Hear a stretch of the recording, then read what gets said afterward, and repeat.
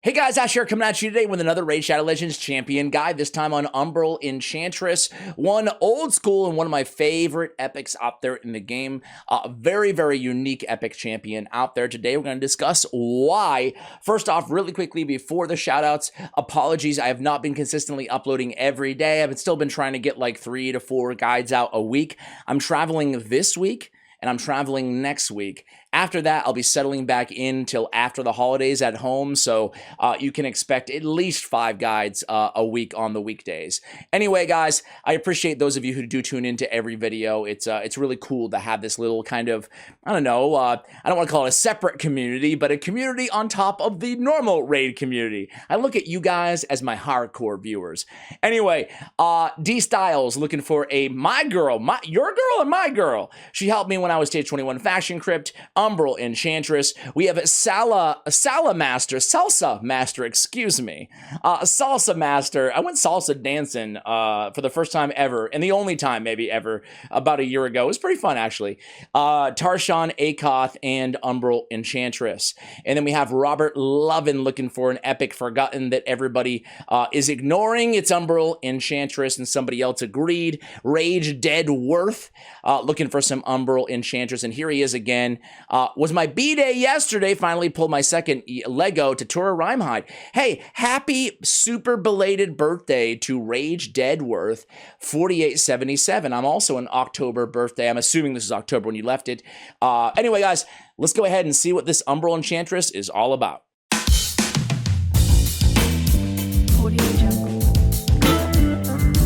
So Umbral Enchantress is an epic demon spawn champion. Let me make myself a little bit smaller. I'm hogging the screen over here. That's a little bit better. Okay, so Umbral, she's Void Affinity. She looks pretty cool aesthetically. She's really got that demon spawn aesthetics going on about her. She has what? Skeleton hand underwear here and skull underwear. So yeah, she's looking good. Those beautiful green eyes as well. She's a defense-based champion, 1354 base defense, 15360 on the HP, which frankly is a bit low even for a defense-based champion. Damage increases as current HP decreases, so obviously the less amount of HP she has, the more damage we get out of the Essence Scepter on the A1. Immolate on the A2. It's a 3-turn cooldown. Doesn't have to be booked to get the cooldown down to 3. It's just 3 as it comes. It does need to be booked to get a 100% chance on block buffs. So this is an exceptionally good ability for Hydra Clan Boss. I know a lot of players who still to this day use Umbral, shutting off the A3, using just the A2. You're getting block buffs for 3 turns on a 3-turn cooldown. As long as you have your provokes and everything set up with the rest of the positions on your team, you can keep that block buffs up pretty much all the time. Okay, so very good there. Very unique ability in the A2. On the A3, Undying Evil, one of the better control abilities out there. It's very unique. It's a 2-turn provoke, 100% chance on a 5-turn cooldown. So the downside is it is a 5-turn cooldown. She's not really going to be the best Hydra provoker. It's the A2 that we talk about when we talk about Hydra. However, Undying Evil, the A3, is spectacular for the arena, amazing for faction wars, amazing for control, really anywhere in the game. Again, it's an AoE 2-turn provoke, but she does block herself out. Plays a block active skills debuff on this champion for 5 turns, and it cannot be resisted, blocked, and cannot be removed. She's very slow too at 93 speed. Take that into consideration. Still a very good champion, but she is slow, and you ought to be aware of that. Now, there was a bug in the game for a while, guys, where she could be cleansed, right? That block active skills. I've been told that that has been fixed, but I actually want to go in on a quick little test run and test it out with you guys. So I just used her. Where is she? Come on, man. I just used her, and she's not on my recently used. That ever happened to you guys as well? I don't know. And you can't search on the... Oh, actually, you can. My bad. Umbral. There she is. All right, so put Umbral on the team, and then let's put... I don't know. Let's search for what? Reliquary?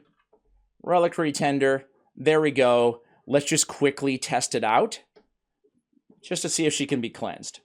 All right, so she's going to go in with the A3. Thank heavens she didn't kill everybody. Here we go, the Mona Truth. Yeah, it's fixed. Cannot be removed. Flat out. All right, even if block debuffs is on her as well, it cannot be resisted. So she's going to be locked out for 5 turns after you use that A3. Let's go ahead and show you how I have her built, guys. A pretty basic build that we're going to be spotlighting today, and it's 2 perception pieces and 1 stone skin piece. I do want to make one change on this build, though. I want to actually remove the defense off the banner. I think that accuracy's going to be the way to go for almost every account out there in terms of banner selection. Let's go ahead and see if we can get a reaction banner, some good stats on this. Accuracy is obviously going to be, A1 in terms of priorities. We need enough accuracy to land both the A2 and the A3. Now, the downside on this champion, guys, is she is coming in with that blocking your own abilities. So you can't use that A2 as your second move. You have to use it as your first move in the arena or anywhere, and then you lock her out with the A3. You'll be missing a couple, turns of cooldown, even after the skill is refreshed and off on the A2. So she's a little bit unique in that regard.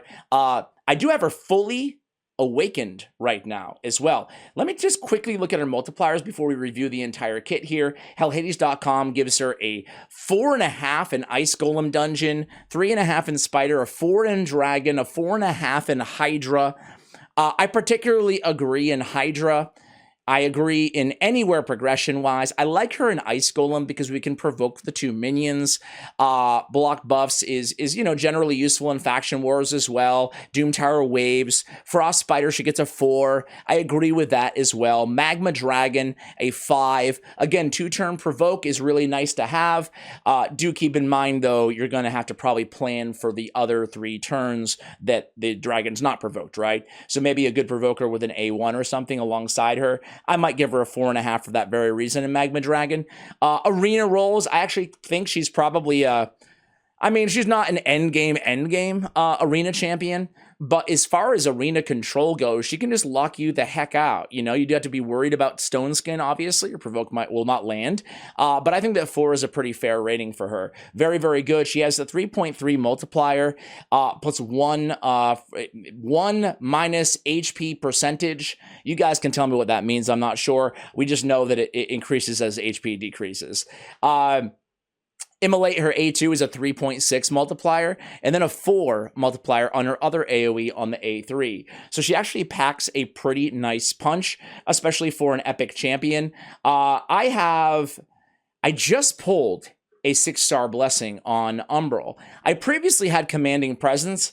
I don't know about you guys, but Commanding Presence on a 6-star feels like a little bit of a waste, right? So I'm probably going to be running Intimidating Presence on most of my teams at this point. It's Legendary Champions only. I would rather have Crushing Rend on her. I've said this so many times before, but I do think that Crushing Rend, even though we don't need the attack here, which is definitely a downside, I truly feel like it's the most powerful 6-star. Ignoring 1% of defense for every 10 levels when you have it at 6-star, that's a massive, massive, massive, Cruelty would be the other option here. Decrease target's defense by 4% per hit. That's pretty damn good too, huh, guys? She gets the attack, which she doesn't need here. What would you go with? Cruelty or Crushing Rend? I think it comes down to this, frankly. If you're going to be using her only in the arena, I'd probably go with I'd probably go with Cruelty. If you're going to be using her in PvE, I'd probably go with Crushing Rend. We'll really get some excellent damage out of her in waves. So I'm going to go ahead and do that. I have her at 100% crit rate as well. So 100 and 131, I didn't overdo it with the crit damage. I'm not building her to be a nuker per se, but with those multipliers and 2 AoEs, I'd be leaving a lot of damage off the table if I didn't go ahead and crit cap her at 100. So I did that. 4,300 on the defense as well. Some survivability would be nice. Accuracy, we already talked about how important that is. I forgot to mention that she's also placing an unkillable on herself on that A3, which is very nice to have. However, oftentimes she'll still be taking a lot of damage. We'll need some heals and survivability as well. So we have accuracy already, we mentioned on the banner. I do have HP on the amulet. I probably, frankly, if I'm already going with crit rate on the gauntlets, which I am, I figure it probably makes sense to go crit damage. So let's go ahead and get crit damage. We still get a double roll in accuracy. I think it makes more sense. Why not, right? Let's see. I farmed overnight to some Phantom Shogun. Let's see if we can get a crit damage Ascension roll, which we do not. And I have defense on the ring. I have speed on the boots, I have defense percentage on the chest, and I have crit rate on the gauntlets. Again, survivability over damage. So if you're just starting out, or if you can't keep her alive, if you're just mainly in there to provoke and that's it, if she's dying in Hydra, all of these scenarios, we would go ahead and swap this out for defense percentage or HP percentage on either the gauntlets or the chest piece.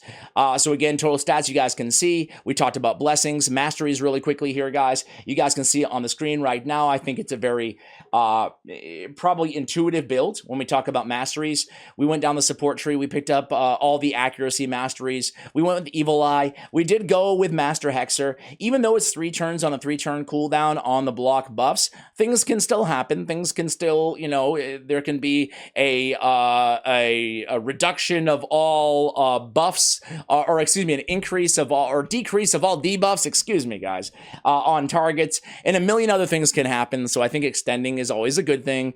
I did go with Spirit Haste. There's no need for a sniper on this champion. We went down the offensive tree and we ended up with War Master as our tier 6 option. I suppose if you really wanted to go all out in the arena, you could put crit damage on those gauntlets. She can smack pretty hard with 2 AoEs, and we could go with Helm Smasher in that case, but I don't think the majority of players will go in that direction. With the amulet swapped out, we now have 166 on the crit damage. Let's go ahead and give her a try first inside the arena. Why not, guys? Now, in the arena, we want her very fast, or we want a CC champion going in front of her, okay?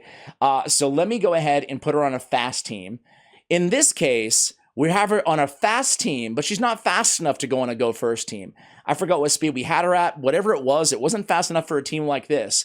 But if, as long as you put anybody with sleep or stun or whatever ahead of her, you're going to be okay, right? So we can sleep everybody with Kymar. That's totally fine. Even if they wake up, it's not the end of the world, because she's going to come in and she's going to smack and then 2-turn provoke everybody, right? Except for Mr. Leo, of course. So now she's locked out for 5 turns. She has 2 turns of unkillable on her, though, so it's not really that big of a deal. Now, we do have Seal of Magic on Kymar, but we can't reset anything because she's locked out, and we can't cleanse it. Let's go ahead and do a boost. Oh, you know what, guys? I'm a total idiot. Clip that, somebody. We're still going to win, though. Maybe. I don't want to speak too soon. You don't want her. I have her as a nuker role right now on this team. She can put some damage out, and that A1, you know how it does more damage? We just talked about that when the HP is low. It synergizes really nice with the unkillable. We shouldn't have debuffed there. It synergizes really nice with the unkillable because she's going to be at like 1 HP a lot, and that A1 can really smack in that case.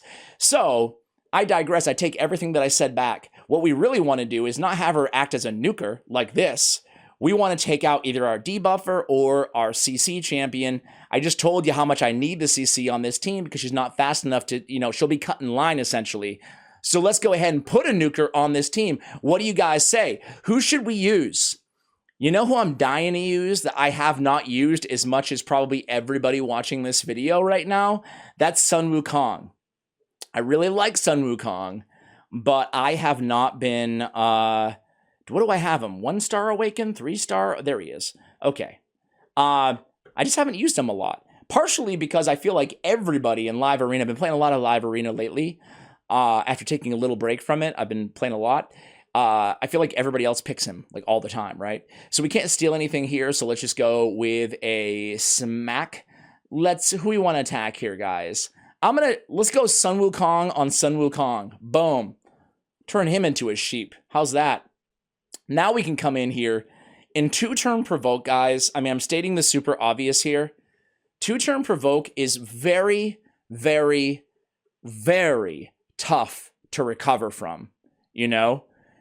The only thing you got to be careful of when you're running her, truthfully, is you have to be very careful of Mithrala Lifebane, right? Why Mithrala specifically? Obviously, any cleanser you have to be careful of, right? When you're running any provoke strategy in the game right now. But specifically Mithrala Lifebane because she's going to be able to resist the provoke and come in and cleanse. So I would actually, when you're running her in the arena, I would steer clear of Mithrala Lifebane teams, personally. You might even want to stay clear of Pythion teams. Those would be really, because Pythion, a lot of people do build him with some high resist as well. Let's go in. Let's do the same thing we did last time and target Sun Wukong, get that nice... Man, he smacks with that A2, but Leo could be the death of us in just one moment here, huh, guys? Let's try to reduce the... Okay, you know what, guys? Boom! Smack. Now, I haven't been using the A2 here, guys, right? You probably have noticed. Haven't been using the A2 because I just think that 2-turn provoke, as I was saying earlier, I think it's incredibly powerful, man. It's incredibly powerful. Losing 2 turns in the arena, if you can execute, if you can pull it off, it's just, it's newsflash. It's really good. It's really good. If it happens to you, yeah, it's not going to be fun. All right, let's go ahead and throw her in this team. This is an epic defense champions only team. I thought this would be the perfect fit for her, and we can do a damage check with the blessing as well. So in this situation, I'm actually going to come in with the A2, and then we can use her A3. That way we can get that beautiful block buffs up as well, right? So then she comes in, smacks with the A3. Now we have 5 turns, but it doesn't matter. I mean, we're going to kill them way before that. We're going to go into the next round, and she's going to be fresh, and she's going to have everything off cooldown. This is where Umbral Enchantress, is incredibly underrated. She's not going to carry that block active skills into the next round. This is what makes her one of the best control champions for wave content. We always think about her being locked out for so long. It's not that big of a deal, right? Really, on waves, because all this is doing essentially is ensuring that she goes into the next round fresh off cooldowns, right? She's able to do the same thing, come in with the A2 and then come in with the A3 and CC everybody all over again. And then again, that lockout's going to essentially be akin to A1 cycling. At the end of this wave, we're going to do the exact same thing on the 3rd wave. That is why I feel like intuitively, a lot of people who don't invest in her, who don't use her in PvE content, don't fully understand that 5-turn lockout, the fact that it's cleansed going into every round, really mitigates any downside to that ability, at least in my opinion. You guys tell me how you feel about it. Now, I'm not going to show you her in Hydra. It's pretty much what you see is what you get. It's a 3-turn block buffs on a 3-turn cooldown, right? As I mentioned, I would probably shut off her A3 on Hydra Clan Boss, or you can leave it on, and she can be a secondary provoker on your team. She won't be able to carry the entire burden on her own, but she can be a very, very formidable second option. So she actually is taking a significant amount of damage here. If you look at the squad here, we don't have a lot in the way of healing, but I think we're going to be fine here. And again, just like I said, we come into wave 3. And boom, this time she leads in with the A3. I wonder why she's deciding to go A3 sometimes first and A2. You know, there's buffers on this team as well. I wonder how she goes about that. Anyway, either way, you guys see it in action, right? It's very, very good champ. As I mentioned earlier, she used to be bugged where you could cleanse, even though it read the same, the skill.